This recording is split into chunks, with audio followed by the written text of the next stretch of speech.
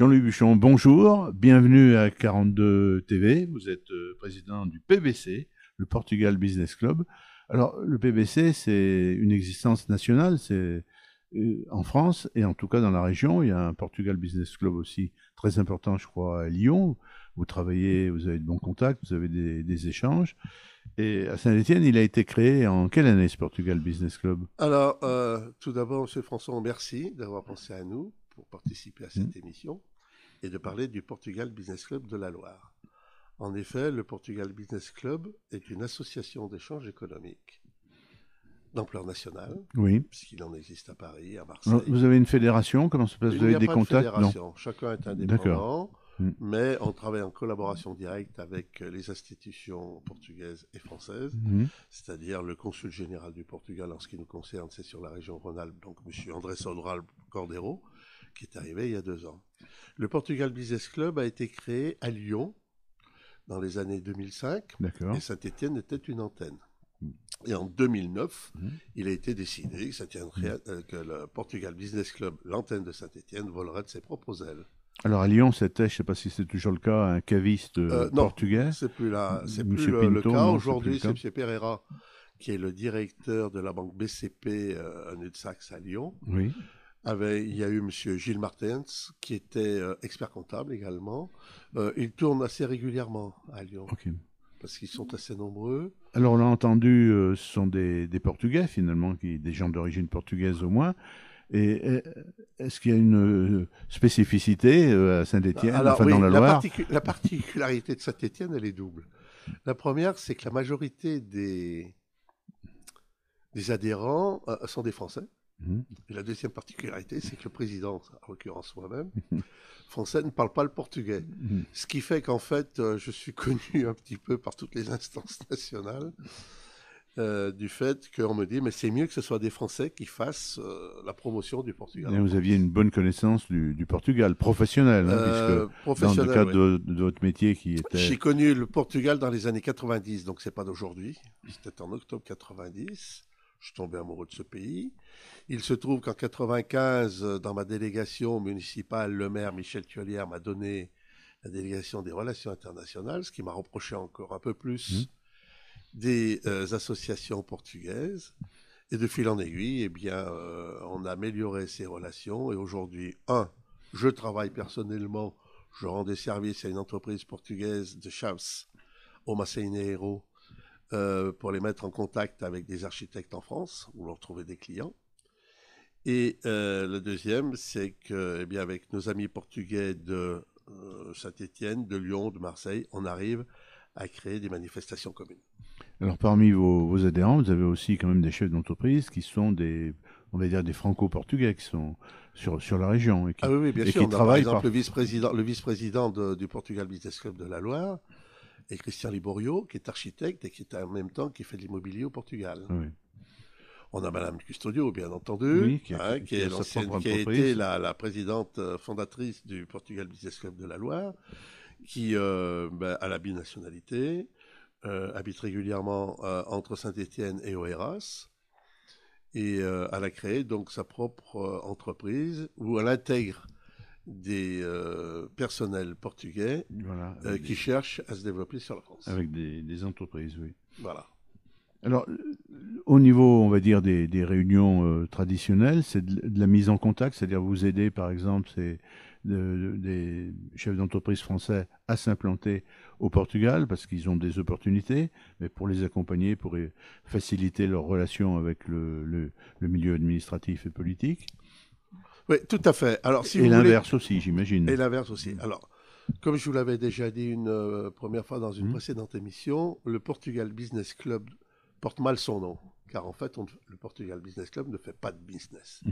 C'est une association qui fait de la mise en réseau. Il y a des clubs de business, il y en a même un nouveau qui va se créer dans la Loire. Voilà, oui, bien sûr. Oui. Et si vous voulez, notre travail, c'est de travailler, de peaufiner notre relationnel avec les institutions portugaises et françaises, qu'elles soient économiques, politiques, touristiques, gastronomiques, culturelles. Et à ce titre-là, nous recevons, à chaque fois que faire se peut, des personnalités portugaises. La première, bien entendu, avec laquelle nous sommes en relation directe, c'est le consul général de Lyon, Mmh. qui est un très gros consulat. Monsieur André Sobral Cordero est un monsieur avec qui on travaille maintenant en ami. Il est là depuis 3 ans. Il est très à l'écoute et très réactif. Et puis, on essaye de rencontrer le maximum de responsables politiques ou économiques portugais. On a reçu, par exemple, il y a une petite année, monsieur Paulo Cafofo, qui est ministre en charge des communautés portugaises en Europe. Donc, il nous ouvre au niveau du Portugal et au niveau de l'Europe des portes qui permettent aux entreprises qui veulent travailler avec ces entités-là d'avoir des rapprochements plus faciles, si vous voulez. On a rencontré également M. Laurent Marionnet, qui est le grand directeur de la Chambre de commerce de Lisbonne. On travaille en étroite collaboration avec Mme Géraldine Dussobat, qui est la directrice de l'antenne de la CCI à Porto.